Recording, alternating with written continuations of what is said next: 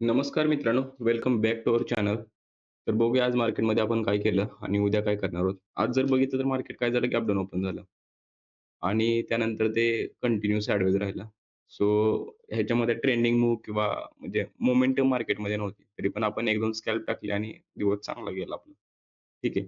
तर आता विषय काय आहे, की अजूनही मार्केट गेले 4 दिवस झालं 1, 2, 3 आणि 4 गेले 4 दिवस झाले एकाच रेंजमध्ये मार्केट. सो ती रेंजच ब्रेक होत नाहीये. खाली पण नाही आणि वरती पण नाही. आज थोडंसं स्टॉकमध्ये बायिंग भरपूर होती. सो कदाचित उद्या गॅप ओपन होणार आहे. म्हणजे होण्याचे चान्सेस आहेत.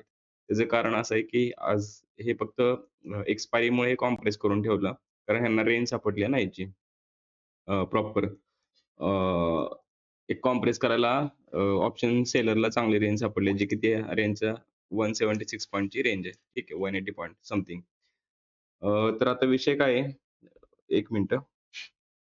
विषय काय आहे? आज मार्केट कुठं झालं? गॅप डाउन ओपन झालं. ठीक आहे. आणि त्यानंतर आपण वेट एंड वॉच केला. ही कॅन्डल बनायचा वेट केला. त्यानंतर आपण इथं बुलिशला स्कॅल्प टाकला. ठीक आहे. हा स्कॅल्प पकडला, चांगला मूव्ह मिळाला. त्यानंतर हा एक स्कॅल्प पकडला. हा पण चांगला मूव्ह ॲक्चुअली हे ट्रेंडिंग व्हायला हवं होतं, पण ते काही झालं नाही. त्यानंतर आपण इथं हा एक ट्राय केला. म्हणजे तिसरा ट्रेड आपण इथं ट्राय केला. तो पण काही जास्त वर्क नाही झाला. फक्त प्रीमियम चांगला मूव्ह झाला. ओ-टी-एम प्रीमियम असल्यामुळे ना, तिथं आपण ॲडव्हान्समध्ये माझ्या मते 23,000चा सी आपण काहीतरी ₹4 ला घेतला. तो ₹10-11 ला आपण इथं एक्झिट केला. ठीक आहे. 23,000चा सी आणि इकडे माझ्यामध्ये 22,900चा ॲट द मनीचा सी साधारण काहीतरी ₹40 च्या आसपास होता. तो आपण 65 ला सेल केला. आपण लिमिट ऑर्डर प्लेस केली. तो एक्झॅक्ट 65 गेला आणि रिव्हर्स टाकला इथून म्हणजे इथं ह्या ठिकाणी. ठीक आहे. तर ओव्हरऑल 2 ते 3 ट्रेड घेतले आपण आणि आपण हे ट्रेड काही जास्त पोझिशनवाले नव्हते. आपण प्लॅन करत होतो. आपण ग्रुपवरती ह्याच्यावरती एक बुलिश ट्रेड दिलेला. पण ह्याच्यावरती सस्टेनच नाही झालं मार्केट लास्टपर्यंत. त्याच्यावरती आपलं हाय टार्गेट होतं. पण ते शेवटपर्यंत मार्केटमध्ये काही मूव्हमेंट नाही आली. ठीक आहे.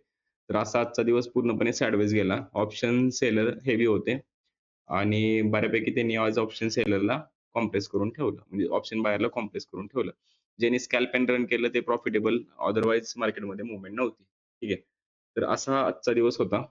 आता उद्यासाठी काय प्लॅन करूया? उद्यासाठी सेम ह्याच्यामध्ये आता एक्सप्लेन करण्यासारखं काय नाहीच आहे. कुठेतरी हे बुलिशला गेलं पाहिजे. बुलिशचं टार्गेट हे आहे आणि खाली आलं तर टार्गेट तर तुम्हाला कालच्या 2-3 व्हिडिओमध्ये एक्सप्लेन केलंय.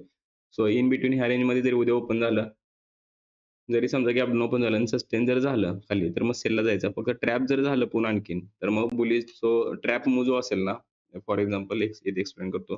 कारण इथं गॅप डाउन झाला आणि पुन्हा जर सस्टेन झालं वरती, तर हा ट्रॅप मूव्ह भयंकर चालणार आहे अपसाइडला. ठीक आहे. कदाचित 1-2 ट्रॅप येणारच आहेत. कारण आता बऱ्यापैकी ऑप्शन सेलरला बाहेर काढायचं असेल तर विचित्र मूव्ह आणणं गरजेचं आहे मार्केटला. पण ओव्हरऑल जर आपण डेली टाईम फ्रेमनुसार जर बघितलं, तर अजूनही बुलिश आहे. बेरिशनेस कुठंच दिसेना झाला.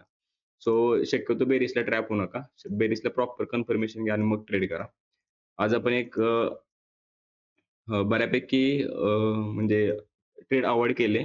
1, 2, 3 स्कॅल्प टाकले म्हणून आपण सेफ राहिलो. ठीक आहे. मी तसं ग्रुपवरती अपडेट पण केलेलं, की बाबा की आज काही खास मूव्ह दिसेना झालाय, सो जास्त ओव्हर ट्रेड करू नका. ठीक आहे. तरी पण आपण 3 ट्रेड घेतले आणि ते पण चांगल्या पद्धतीने जिथं मोमेंटम आहे तिथे ट्रेड आपण घेतले. ठीक आहे. तर सेम प्लॅन आहे. व्यवस्थित प्लॅन करा आणि इकडे वरती ब्रेकआउट आहे. ओव्हरऑल मार्केट बुलिश आहे. तर समजा सस्टेन जर प्रॉपर झालं, सिंगल कॅन्डल जर ब्रेक दिला, जी की ती कॅन्डलची मिनिमम कॅन्डलची हाईट किती पाहिजे 150 पॉइंटची कॅन्डल जर असेल, तर तो ब्रेकडाउन चांगला असेल आणि जर समजा 50-60 पॉइंटचे जर गॅप डाउन कॅन्डल असेल, तर तो काय एवढा काही खास नसणार आहे. त्याचं रिझन असं आहे, की मग तो रिव्हर्स करायला किंवा ट्रॅप करायला ईझी जातो. 150 पॉइंटचा रिव्हर्स करायला डिफिकल्ट आहे. आता फॉर एक्झाम्पल ही कॅन्डल किती पॉइंटची आहे? 120 पॉइंटची. म्हणजे 100 पॉइंटच्या वरती जी काही कॅन्डल असेल ना, ब्रेकआउट, ब्रेकडाउन, तर ती इझिली हे होत नाही. रिव्हर्स करता म्हणजे त्यांना करता येत नाही. आता इथे जर हे जनरली आता हा जर व्ह्यू तुम्ही बघितला ना, तर हा किती पॉइंटचा व्ह्यू आहे? 300 पॉइंटचा. ओव्हरऑल मार्केटची मी तुम्हाला लास्ट टाईम पण एक्सप्लेन केलं, की 300 पॉइंटच्या आसपास 200च्या वरती जर निघाला की नाही, लय ट्रेंडिंगला राहायचं नाही. रिव्हर्सलचा प्लॅन करायचा. जे की आपण इथे रिव्हर्सलचे प्लॅन व्यवस्थित केले. आणि जनरली पहिल्या 5 मिनिटामध्ये जे काही ट्रेड होतो ना, सॉरी पहिल्या 1 तासामध्ये जे काही ट्रेंडिंग मूव्ह होतो ना, तो जनरली रिव्हर्स होतो. कुठेही तुम्ही जाऊन एकदा चेक करा.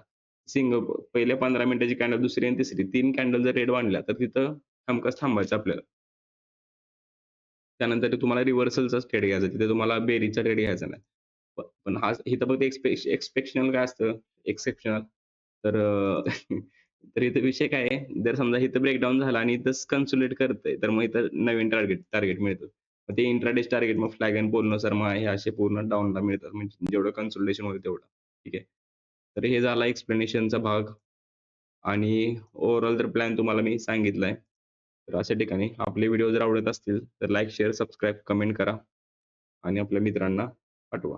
ठीक आहे. थँक